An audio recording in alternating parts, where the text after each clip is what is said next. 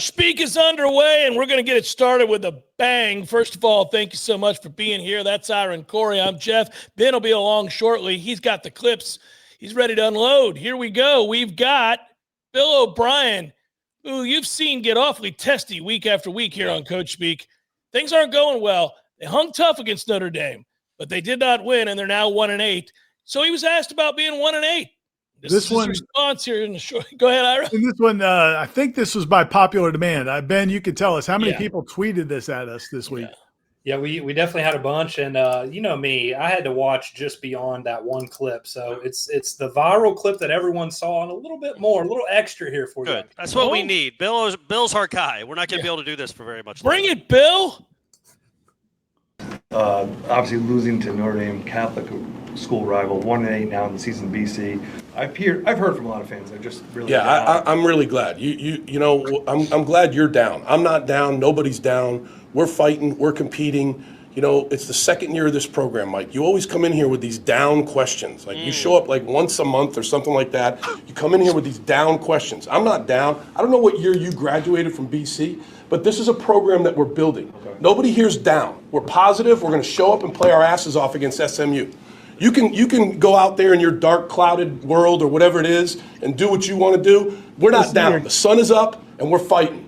That's my message to the fans. Nice. What's up, Trevor? How you doing? SMU leads What's up, T-Dog? Interceptions and sacks. What do you see from them defensively? Good. They're fast. They do a lot of good stuff. They bring a lot of different pressures. They're tough.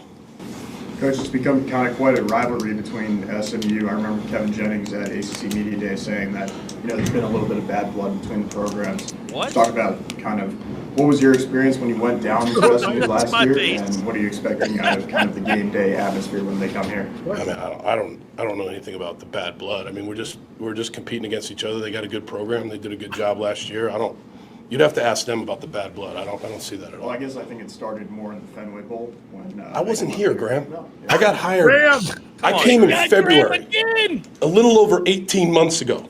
That's when I got here. I wasn't here for the Fenway Bowl.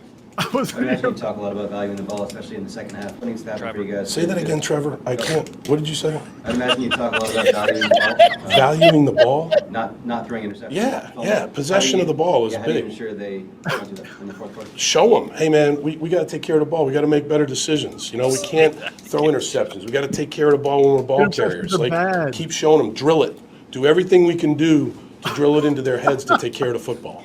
When you look. We could have done 25 minutes. We should do a live. We should do a live watch along his next press conference and just comment. Actually, so at the end of the viral clip, when he says, "What's up, Trevor?" Like that's how he rips this guy for 40 seconds and then he's just like so mad. He's like, "What's up, Trevor? What do you got?" And so they're making T-shirts in Boston of "What's up, Trevor." Oh, nice. Good for him. That's fantastic. Good for him. A Coach Speak fan tweeted at us and tweeted at Trevor. His name is Trevor Haas, saying that we need to get him on the show, and I'm all for it. Maybe we can get Trevor on next week. I don't know that we need him on the show, Ira. We don't take guests, but I'll get a shirt. I'll absolutely get a shirt. I want the What's Up Trevor shirt. It's awesome. It's like What's the Frequency Kenneth. Yeah. That is so good, man. And only people in the know will do that, just like the song. I'm like, that is becoming a cast of characters unlike we've ever had. We know all of them. They're like family members at this point. And when he said, did he say it again, Trevor? Or repeat? What? I want that T-shirt. Because he never understands. Trevor, he never gets it the first time. Bill O'Brien is just a gift that keeps on giving. The look he shot Mike when he told him, "I've only been here for 18 months," and then shot towards Mike like, "Did you hear that? Remember? Did you hear? I haven't been here this whole time." It's like a play. It's like a scripted play. Man, it's so good. I just don't know why he would be surprised by a question regarding 1-8. I think it's who asked it, honestly, because I think I just saw a tweet on Twitter, X, from the guy, Mike, who has a podcast, but he's not a regular beat writer. He's not there all the time. Yeah, he only comes once a month. Once a month he's there. And he's never asking like, hey, that was a good third down conversion you had in the second quarter. It's always about these losses. But I think he kind of is intentionally a little bit provocative. Maybe it's at least O'Brien feels that way. So I think it was not the question itself. It was the dude asking the question who's never happy. Well, and he also started off with the tried and true. I've been talking to a lot of fans, Well, no. First off, he said the Catholic school rivalry. Yeah. Notre Dame Catholic.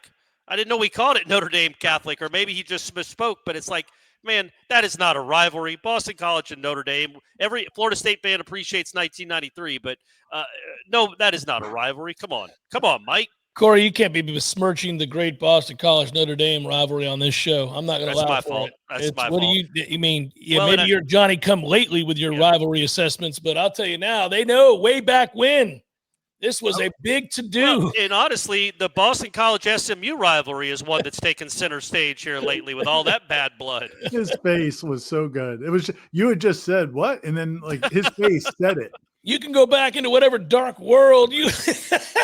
I love how these coaches think that podcasters are just like in a cave. Yeah. Coach, that they have good lives. You know, also better like than two bath, white picket fence. They're married with kids. They might be doing all right. He's not talking to a coach that's 5-3.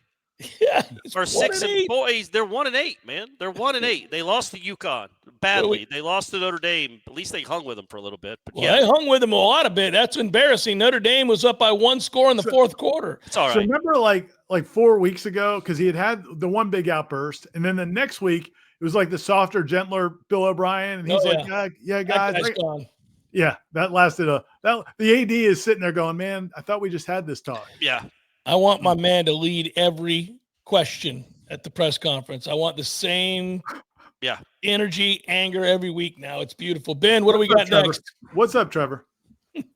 Hey, college basketball season is back, guys. So that means we've got our guy, Mick Cronin, UCLA coach. Oh, God. Marico win for the Bruins over Eastern Washington. I believe it was 80-74. So this is Mick Cronin assessing that win for the Bruins. Sure, he's miserable as always. Congratulate Eastern Washington.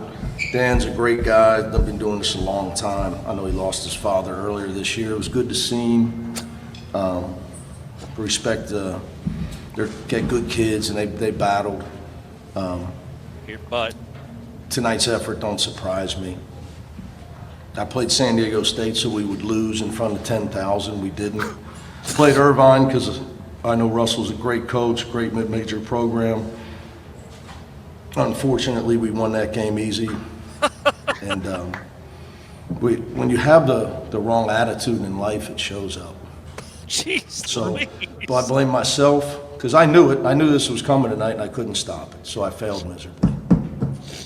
I tried and shoot around. You were there. Arrogance, lack of humility, don't want to defend, don't want to rebound, don't want to play defense. There's so many mistakes. I'd like to fire myself. Well, do it. Quit. Our defense. Defense, we give up, what did we give up, Ben? 54% almost?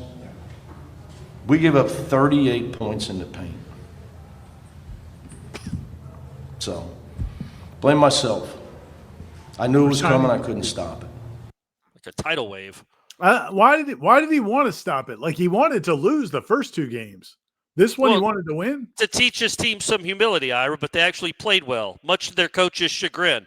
That seems like a weird dynamic, man, but it always works out with that guy. He ends up having a good team at the end of the year. I don't understand why anybody ever plays hard for that dude, but they do. It's a yearly movie. It's the same movie over and over. The sequel's the same. Yeah, I don't know how you get through life being him. Like, if you can't be happy about success ever and you think it begets a failure because you enjoy having succeeded in a previous moment.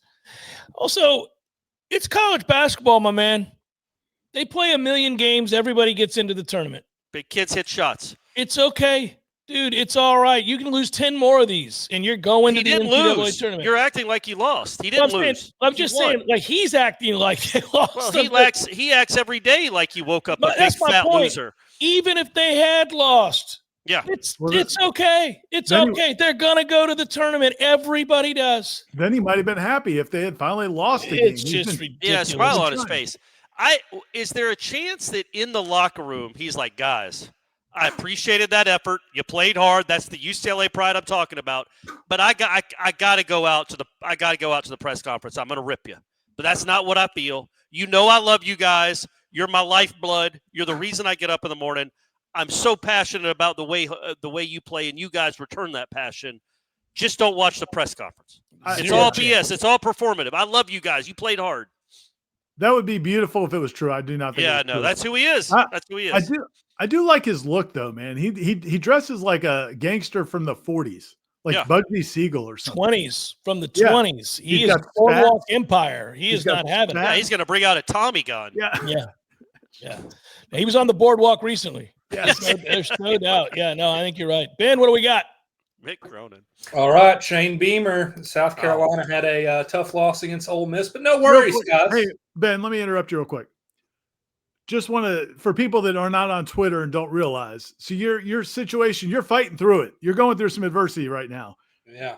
Ben had a house fire last week, right after we recorded the show. Yeah. Somehow still found a way to edit the show and get it out the next day, which really appreciate it. And but that's why he's in a new environment, doesn't have his whole setup, but he's grinding through, even though he went through great strife in his life. So thanks, Ben. I appreciate you gutting through it and still doing the show. Next time, put the cigarette out before you leave. Put the doobie out. It's not the 70s anymore, Ben. Put the doobie out. Yeah, put the doobie out. Do we think one of the coaches is at fault here? Is that what your thought is? Who do we I mean, Bill O'Brien's the one we make fun of the most, but I think we all kind of enjoy him. I think we do it lovingly almost. Which we just appreciate coach? Him. That old Louisville coach that we used to kill all the time? Oh, Kenny Payne. Yeah. Holy cow. Ooh, it could be Kenny Payne. Yeah. Kenny Payne sneak in and torch. We got him fired. I think Ira wanted to make sure that the reason Ben was broadcasting in front of his microwave was there's no other spot in the house. Yeah, appreciate that, guys, and appreciate everyone. We had some Coach Speak fans send some donations, so definitely appreciate Oh, that's nice. Okay. Very kind. You guys didn't have to do that, but yeah, appreciate it a lot. And this is Shane Beamer. He was asked after the loss to Ole Miss about guess who his next opponent is, guys? Texas A&M. So things are easier for the Gamecocks, and Shane responded in Shane Beamer fashion. Here we go. Get you guys ready to go for A&M, but what sort of carrot do you dangle? Do you still talk about bowl eligibility being out there? Do you talk about just finishing right?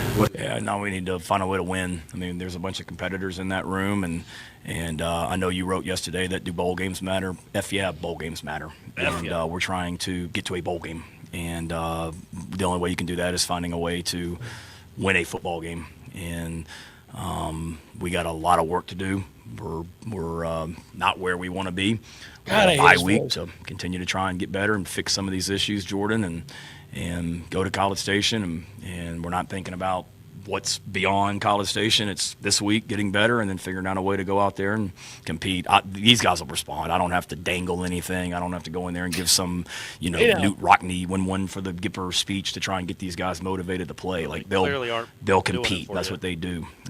They compete and we've got to get better so we're sick and tired of this feeling. I'm tired of coming into the team meeting on Sunday, and I told them that before the game. I'm tired of coming into the team meeting on Sunday talking about how close we are, talking about we didn't finish, and they're tired of hearing me say it. They're tired of feeling that way, and we're going to go right back to work and try and fix the things that we can to get better so we can finish. And as competitors, that's what we're trying to do. Is just we get another opportunity to go compete in 2 weeks, and a lot of that's what we're going to do. Competitors and compete. That was Shane. Shane was kind of timid there, or tame. I think what he wanted to say. I think what he wanted to say to his team is, "I'm tired of coming in here and looking at you losers." Yeah. Because why am I coaching this team? Why did I recruit you people? Yeah. He's lost 6 of 7. Yeah. Which will hurt. They started out like top 15 in the country, right? Top 12 in the country. And they beat Virginia Tech in a humdinger to start the year, if you recall. Right. And then got an easy win over South Carolina State, and it's been a tough sled ever since.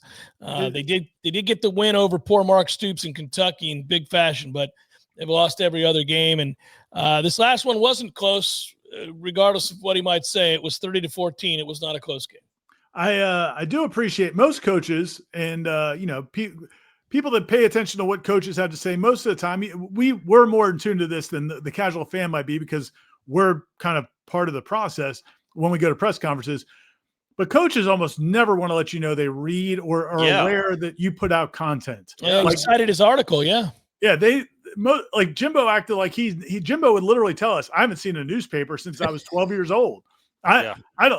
Jimbo wasn't even aware of the internet. Like, why are you mad at me, Jimbo? Why are you mad about what I wrote if you haven't seen a newspaper? Coaches never want to acknowledge. They'll never tell you, Jeff, I listened to your show yesterday and you said that. Never.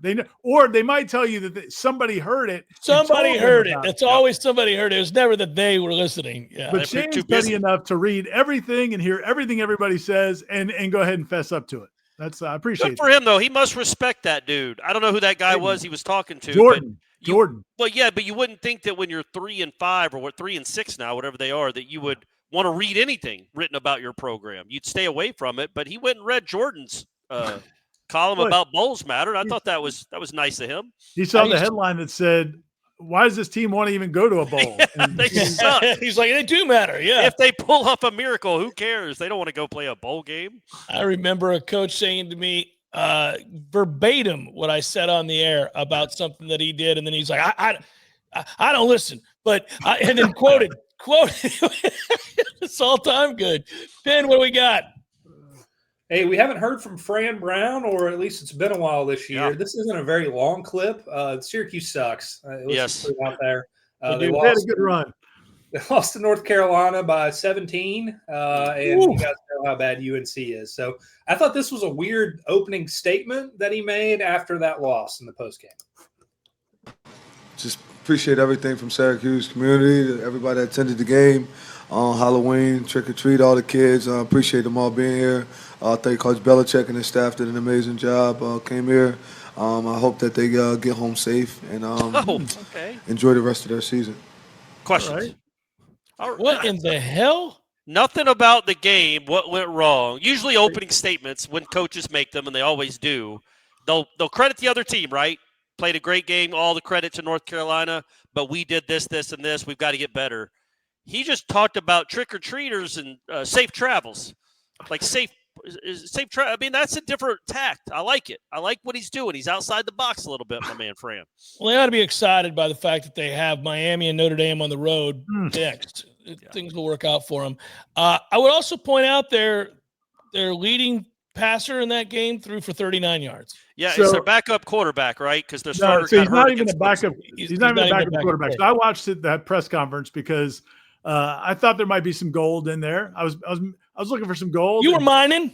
Yeah, I was trying to, and but it was just I couldn't make it work. I would have had to ask Ben to pull together like 12 different clips, and Ben's going through enough right now. Yeah, but there's so many. If people go watch Fran Brown's press conference after that, there's so much good stuff, but it's all like in little snippets. There's one part where they ask him why he played that quarter, because apparently it's a walk-on quarterback freshman that had been scout team all year. And then basically like a week ago, they just plucked him and said, how about let's give this guy a chance. And so they made him the starter in this game. So now all the reporters are asking him like, hey, how'd you end up starting that guy? And he goes, well, you guys kept asking me to go to it. Do we have another quarterback? Is there another quarterback? I finally bring out another quarterback. And you're now like, why would you play that quarterback? Yeah, fair. Hey, that's a great retort. Fair retort. By the way, his name is Joseph Filardi. Yes. I'm not picking on him, but he had a 1.9 QBR. So positive. Now, yeah, Fran negative. Fran did clarify that he knew all the plays. That was a big positive. Well, then what are we complaining about? He went 4 of 18. Oh, jeez. 22%. Yeah. 39 yards. He averaged in those 4 completions 10 yards. No. He averaged his career stats. He averages, by the way, 2.2 yards. Well, I know that he averaged 10 yards per completion because it was 4 for 39. So I'm great at math, Jeff. I don't know if you realize. I'm just letting you know his career average is 2.2 yards per attempt or per completion, because 18 attempts for 39 yards is the worst thing I've ever heard of. That's incredible. And I'm not going to go too hard on Fran, because I do feel like Fran, his little message about I hope they get home safely felt very, speaking of mafia codes, that felt a little you think so? Like, I don't know. Okay. I didn't love that. Back a little bit. He's unraveling. It's happening. But he also, there's another part where he tells the guy, they're like giving him, they're starting to ask some tougher questions at the end, and he goes, He's like, look, we lost 12 guys to the NFL. We didn't have 12 more guys. So we're working on this. But if I was you, if you have any money, bet on Fran. Bet on these players. And I'm like, okay. Bet on Fran. Bet on Fran. This is not. Do they offer that at the sports books? I told you that I thought last year, as much as we liked him, this wasn't going to end well. Yeah, he's got one more year now. There was some energy there that I didn't like. That was a little shaky. Ben, what do we got? Speaking of shaky guys, Hugh Freeze. He's our most recent coach to exit the ranks from Auburn. Sadly. Ugly game, guys. 10-3 loss to Kentucky. This is him afterwards with this message to the fans. Auburn family was very loud and outspoken at the end of the game tonight. What's your message to them after a game like tonight? Yeah, like I've said all year long, my job is to get this team ready to play and win games, and we have failed to do that this year, and it's frustrating. I still believe we're really close, and I know that that team plays hard for this university, and it's sickening that we haven't delivered. No one wants to do that more than I, and our family loves it. Our staff loves it. But at the end of the day, I'm frustrated too. I get it. And we all know that when we sign up for this, and we accept what comes with it. But, I love what we're doing here, and but we haven't gotten the results, and that's frustrating. It's weird that he loves what they're doing, but they're not winning. I think he loves the paycheck. I think that's what he and golfing apparently is the golfing. Talk about. He loves golfing. So in the 5 losses, and he was fired the next day, right? Yeah, he was fired the next day. Well, he gets to avoid having to travel to Vanderbilt. Yeah. In the 5 losses in his last 6 games, they've scored 3, 17 in double overtime. Yeah, 10, 10, and 17. So it looked like he was wearing the armed service. It must have been their armed services game, which is very awesome. We all big fans of the U.S. military and all that they do in terms of protecting the country. But I think do they get a vote? Like, could the military ever say, you know what? You don't get to wear it.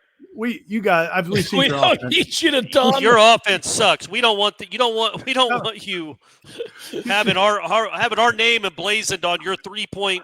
That ain't going to recruit anybody. Yeah, no. 3 points against Kentucky. Ain't nobody signing up for this.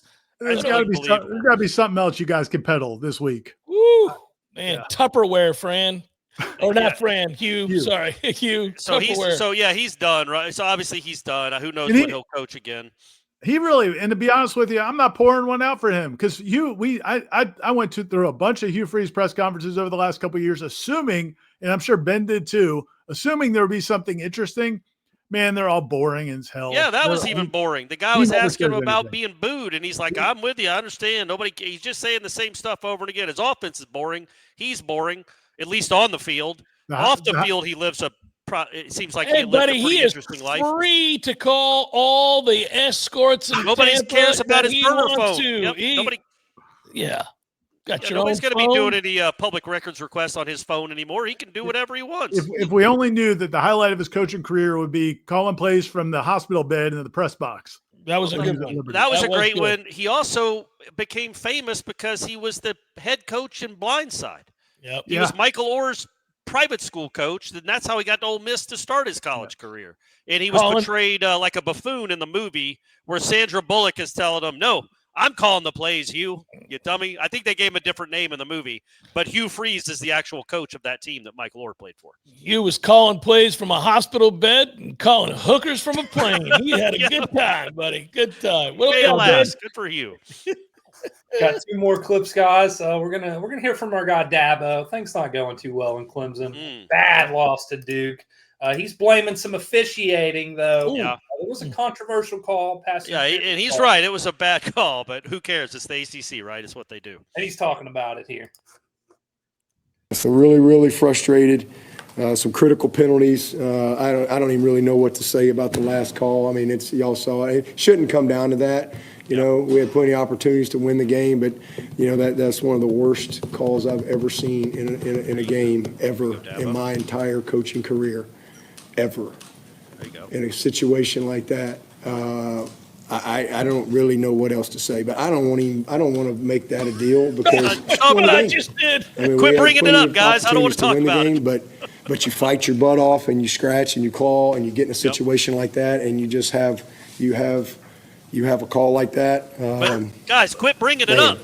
I mean, I told you it didn't. It's really play. That's just more salt in the wound. Again. That's not why we lost. Because we had plenty of opportunities to win. We got them pinned they got to go 94 yards. And I'm not even that bothered by it. Third and long, and we give up a big play to the tight end. Again, another bust. Really just didn't deserve to win the game. And we also didn't expect to get screwed by that call. We got to get it fixed. We didn't play well, but we had a better day than that official. Holy moly. Didn't deserve to win the game. Would have, however, had they not made that call. It's just So he comes back at their weekly press conference and basically kind of goes after the ACC because he got fined for his comments, which, and I don't know, man, like, why can't we criticize officials? I know it opens up a mess, and I get it, and that's your point, Jeff, has always been once you start talking about officiating, you never stop talking about officiating. Never stop. But man, it's BS, man. Some of these calls are ridiculous, and you if you say anything, you get fined. But anybody else can say anything about anything. I don't get it. Yeah, it's a toughie, but I understand why the rule's in place, and the coaches all know it. What did he get fined? I think like 10 grand or something. He makes $12 million a year. That's like the equivalent of one of us getting fined like $20. Maybe.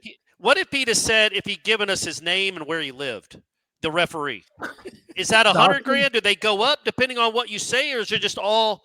Is it like a face mask where if you grab it and just yank the guy down, or if you barely touch it, it's still 15 yards? He could go all in, and it's still only $10,000. What I do, on a serious note, what I do want officials to get right, I don't know if you guys saw this, but a very well-known Clemson alum and former player of Dabo's, Eric McLean, said that he understood why the call was made, but he hated that it was late. And Corey, what he was saying was that, the stuff you see at the end of the play was not pass interference at all. It's a ridiculous call. But at the beginning of the play, it's defensive holding, and it's clearly defensive holding. He wouldn't let him get off the line, and then he tugged at his jersey. Well, if you're an official and you see that, you got to call it now. You can't wait to see the result of the play and then be like, oh, man, I needed to call that because, which is what I think happened, was the official saw it, didn't want to call it because it's a big moment. Then the play happens. It's like, oh, damn it. And now he calls it. That's when you look like your integrity is in question. Yeah. And I also, listen, man, the ACC officiating is terrible. It is, but I think college football officiating is terrible, period. Yeah, it may be. I don't watch enough of it to know. It's always bothered me that players can get called out by the media or coaches can get called out by everybody. But for some reason, the referees who, to Corey's point, we don't know their names. But sometimes in these games, they play a huge role. And it's just weird to me that it's like they're robots. And it's like they're not robots. They're people. Yeah, they make mistakes sometimes. Now, Dabo would never bring up one of those mistakes after a loss. That's not what he does. That's not why they lost. I don't know why those guys kept asking him about it. Also, it had to do with the defense, not that play. Also, at Dabo, doesn't he particularly look like a child sometimes with the sweatshirt? And big the cap? Sweatshirt. Yeah, it's a too big sweatshirt, I think, or something. That's what it is. It looks like he's wearing like a dad's sweatshirt almost. Like it's his dad's clothes. Yeah, there's something that feels like he looks like he's 7 and going to like Little League practice. I don't know why. It's something I've noticed. Final one, Ben. What do we got? All right, I had to save this one for the very last. It's our guy Jeff Traylor. Big win for the Roadrunners. Huge dub. My man. Let's hear what Coach Traylor has to say. We've been here for the lows. Now we're here for the highs, guys. This ain't going to be mopey. Nope. Trailer. Please raise your hand for questions. Can we pause real quick? What a picture that is. So I just want to set it up a little bit for people who maybe missed last week's coach speak. If you did, we forgive you. Go back and watch it. So he was really down last week. Really down. They had lost a couple games in a row. People getting a little criticism from the media and from some of the fans. Well, for the one guy that covers the team, yes. Frank, the quarterback's not there anymore. Greg. Yeah, Frank's the quarterback's not around. Greg's been a little hard on him in some of the press conferences. So he was down and they were playing Tulane, and Tulane was what 5-1, 6-1, something like that. They're having a great season. They're 7-1, I think. 7-1. So it looked like this is going to be an ass kicking, and it's at home. And Tulane's coach basically accused them of cheating before the game, said that they pipe in noise in the Alamo Dome when they play. So there's a lot. They do pipe in noise though. Oh no, Jeff Traylor's going to tell you you're wrong. But anyway, there's a lot going on here. I just love and the cinematography when he walks in, where you can't see his face, he puts the football down. To me, it feels like a cowboy movie when a guy walks in through the saloon doors, and you can't. Everything about this, I think, is fantastic. It'd be cooler if a cowboy walked through salon doors. I was going to say that would be a hell of a. That'd be a cool movie. That'd be interesting. With spurs and all. Yes. Let's go, Ben. All right, here we go. All right, take your time sitting down. What is this? What's he taking doing? his revolver out, putting it on the bar. He is so fired up. Jeff, you guys pick up an upset win over Tulane. What does this one mean to you? Yeah, it was big. Those kids are taking a lot the last 11 days, so yeah, they don't ever change. They work their tails off every day to keep getting better, and really happy for them. At least it'll shut some people up until the next time they don't do something people don't like. This seemed to be one of the more complete games, offense, defense, special teams. What do you think you'll see when you watch the film of this one? Okay. A team that felt extremely disrespected. Yeah. A coach that said we've basically been cheating the last 6 years. Yeah. Which disrespects everything we've done in this place for 6 years, in my opinion. A quarterback for them that disrespected us like unbelievable, mic'd up before the game. What's that about? Some spoiled, rotten media. I'll tell you. Oh. Some fair weather fans. Shut them up for a week. But the loyal ones, the true ones, that have been there since day one and always stay in there. Oh, he's going south. That's who we play for. Yep, damn right. Them chirping birds we don't really give a crap about. But it's not those bandwagon. Jeff, what does it say about this team that you guys can rebound from a low moment in the season and have a performance like this? They're tough-minded kids, and they don't listen to you and other podcasters. Do you have any idea now what it is about playing in the Alamo Dome that allows you guys to have so much success here, and why? There you go. Why can't you play on the road? Why can't you do that on the road? Piped in noise, coach? I'll let you tell me. I'll let you tell me. Yeah. Good answer. Jeff, did you challenge your defense this week, and did they answer the call for you? Did Greg text you and tell you to ask that question? We challenge our defense every freaking play. Yeah. Sometimes they make plays, sometimes they don't, JJ. Come on, man. They're embarrassed, man. They had 37 missed tackles last week. They're competitors. Most teams check it in. These kids have done this for 6 straight years. Winning college football games is hard. It's freaking hard. We're spoiled ass rotten. How do you think that went over?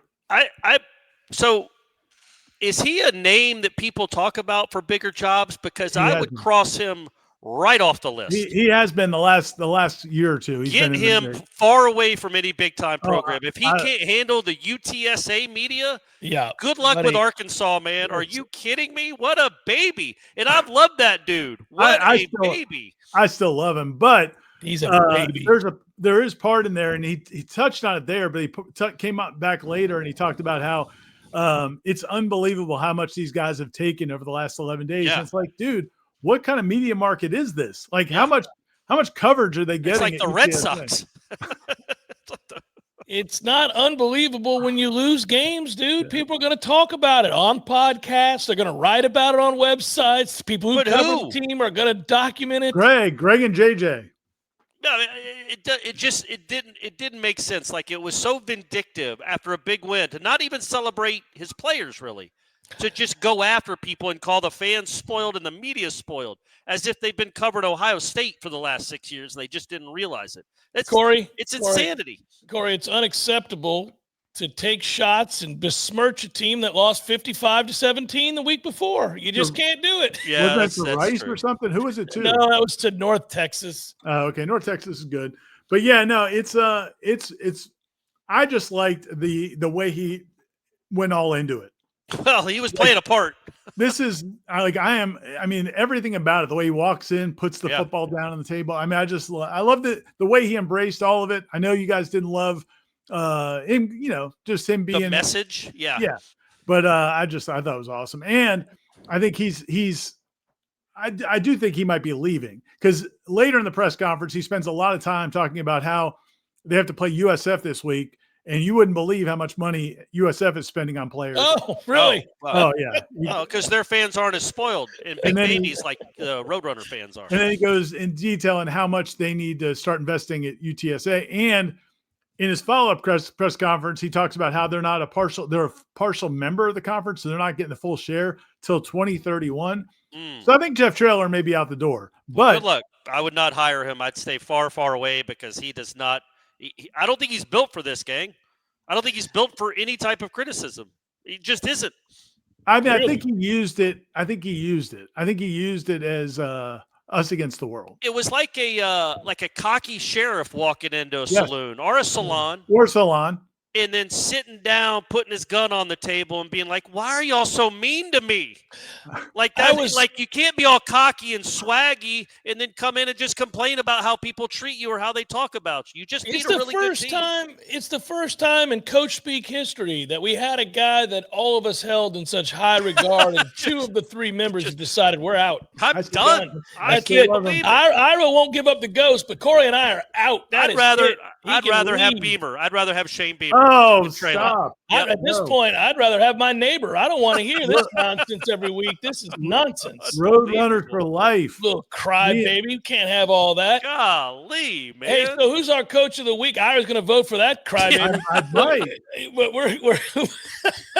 who are we going with? It's got to be the same damn guy every week. Is it O'Brien? Is it O'Brien? Yeah. Oh, it's Bill O'Brien. The What's Up Trevor, and I was thinking more about him saying What's Up Trevor, because Trevor's a real one. Trevor's always there. He's piping in on the Zooms when they lose by 40 on the road. Speaking 1,000 miles per hour. Speeding through those questions. Like Trevor's always there. So he wanted everyone to know he was done with Mike, who barely shows up with his dumbass question, by saying, all right, what's up, Trevor? Like immediately, not even like open it up, just like, what's up, Trevor? What you got? That was my favorite part of the whole thing. Yeah, I want the What's Up Trevor shirt. Boys, we need to do the right thing and get 4 of these. One for Ben, one for Corey, one for Ira, one for me. The rest of you can order your own What's Up Trevor shirts. But 2 quick things. One is, I think if Trevor should maybe cover the Roadrunners because the way he talks. Oh, yeah. That might work. What a battle of paces between him and Traylor. That's 2 different unique styles there. That would be a nightmare. Also, I wish we could get Trevor on next week's show, and then maybe he would just talk normally, like that. He only talks like that because Bill O'Brien is so scary. Yeah, well, and Bill O'Brien doesn't have time for this, man. Get through your question, and Trevor's learned it. We've doffed the cap to Trevor. We want the What's Up Trevor shirt. Bill O'Brien, you are our coach of the week, Coach Pete Coach of the Week. We got to do this because I think in about a year or so he'll be gone. Yes. So with the way things are trending. Hey, that's just my doom and gloom. I better leave that alone and go live in the dark room that he thinks I'm in. That's right. Another time. Yeah. Hey, Ben, good work, buddy, and good luck with the house. He's not coming on to say okay. Appreciate it, guys. Appreciate that. Man. Hey, by the way, I would, if I could interject, I would vote for Mick Cronin. That's my coach of the week. Mick Cronin. Sweet Mick Cronin. Just playing his role to perfection. Loving life. Somehow they're going to reel off 18 more wins. That's what they do. That's what he does. But dressed to the nines. Impeccable. That's for impeccable. Sure. All right, for Ira and Corey and Ben, I'm Jeff. Thanks for watching, everybody. Share, like, do all the things so that we can get more people on board with Coach Speak. Real quick, sorry.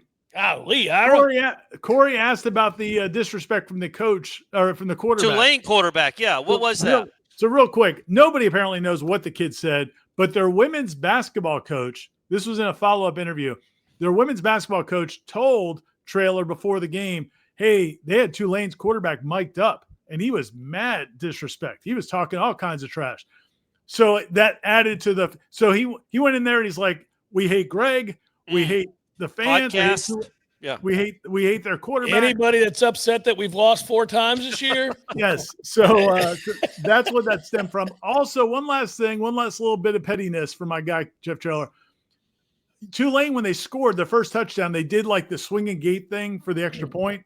They like shifted one way and shifted the other way, and then they ended up going for 2, and UTSA stopped them. Jeff Traylor had about 30, 40 seconds of how disrespectful that was and how he couldn't believe that. So anyway, go watch the whole – guys, do your own – look, we give you some samples of these press conferences. Right. Yeah, go dig deep. Go dig deep and watch more of this. There's some good stuff there. I've washed my hands of Jeff Traylor. Be good, everybody. That's it. Peace.